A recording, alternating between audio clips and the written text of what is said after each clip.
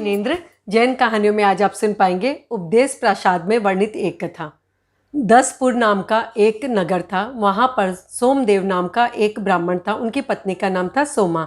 उनके एक पुत्र जिसका नाम था रक्षित। रक्षित जब थोड़ा बड़ा होता है तो पाटलिपुत्र में उसे अध्ययन के लिए भेजा जाता है।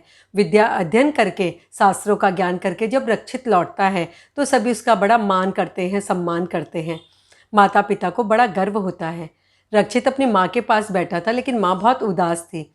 उसका कारण रक्षित ने पूछा तो माँ ने कहा, तुमने जो ये विद्या अध्ययन किया है, शास्त्रों का ज्ञान किया है, ये सभी संसार को बढ़ाने वाले हैं, संसार से उभारने वाले नहीं। दृष्टिवादी एकमात्र ऐसा है जो संसार से उभारने वाला है। इस पर रक्षित ने उत्सुकतापूर्वक अपनी माँ से पूछा, मैं उसका ज्ञान किसके पास से ग्रहण कर सकता हूँ और कैसे कर सकता हूँ? माता ने कहा कि तुम आचार्य तोसली पुत्र के पास जाओ और दृष्टिवाद का ज्ञान ग्रहण कर लो।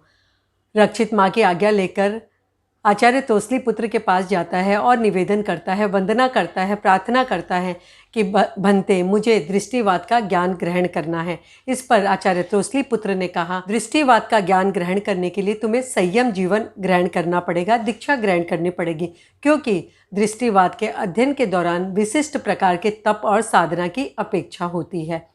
रक्षित ने अपनी इच्छा जाहिर की कि वह दीक्षा ग्रहण कर लेगा और उसने प्रार्थना की आचार्य तोसली पुत्र से कि हम दीक्षा लेकर अन्यत्र विहार कर दे, अन्यथा मेरे घर वाले मुझे ले जाने के लिए आग्रह करेंगे। आचार्य तोसली पुत्र ने उसकी बात मानी। दीक्षा देने के बाद दोनों का वहाँ से विहार हो जाता है। अभी विद्या अध्ययन प्रारंभ हो जाता है रक्षित का आचार्य तोसली पुत्र के पास।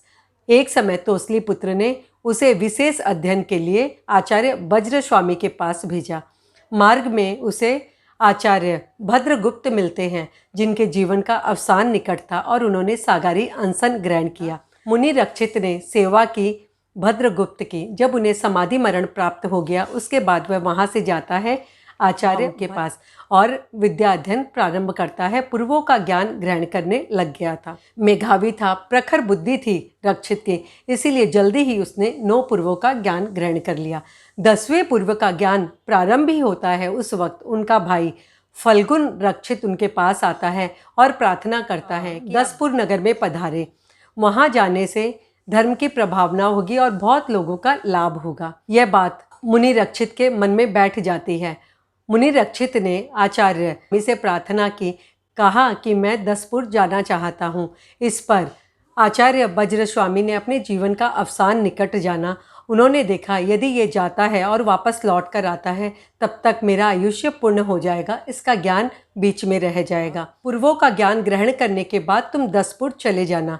लेकिन बार बार आग्रह करता है, विनती करता है आर्य रक्षित। इस पर वज्र स्वामी ने अनुमति दे दी और अभी आर्य रक्षित फल्गुन रक्षित के साथ में दसपुर की ओर विहार कर देता है। वहाँ पर पहुँचता है। वहाँ के राजा और अनेक लोग उनके पास दीक्षित होते हैं। 9 पूर्वों का ज्ञान आर्य रक्षित ने ग्रहण किया आचार्य वज्र स्वामी के पास। 9 पूर्वी आचार्य ये कहलाए। 22 वर्ष की अवस्था में दीक्षा ग्रहण की।